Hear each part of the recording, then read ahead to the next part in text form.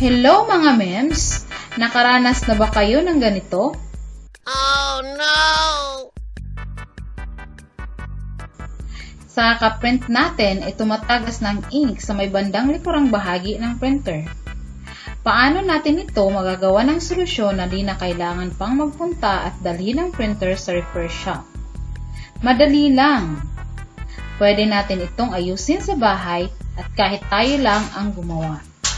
Makakaiwas na tayo sa matataong lugar, hassle sa pagbitbit ng printer, at higit sa lahat, makakatipid po tayo sa service charge. Panoorin lang ang video para makita kung paano ito gawin. Ganito ang makikita kapag merong problema ang printer. Marami ang dahilan kung bakit nag-blink ang dalawang lights. Isa na nga dito ay itong full ink pad.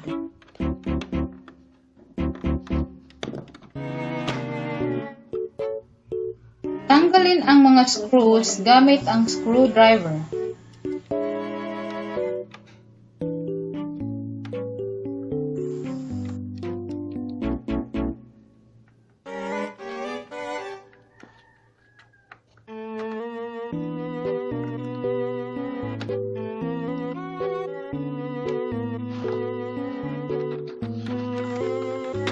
Kunin ang ink pad container. Makikita na punong-puno ito ng ink residue.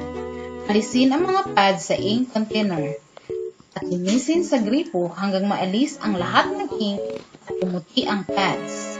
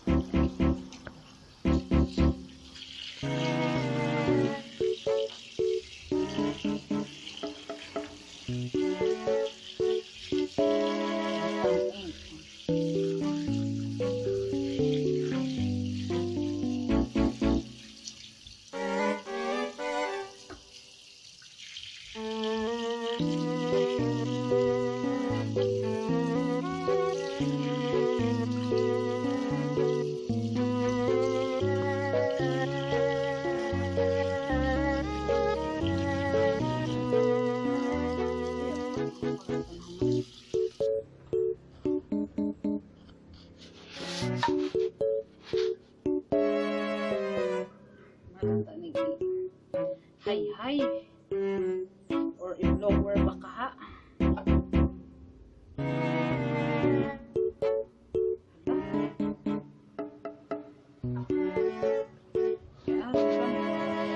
Patuyuin.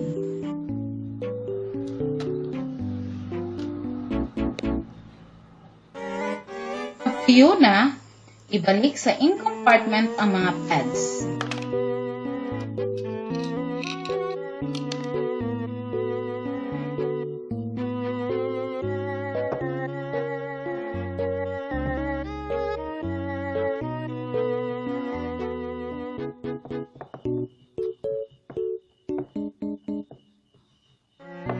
Ihanay lang ang cuttings ng pad sa compartment.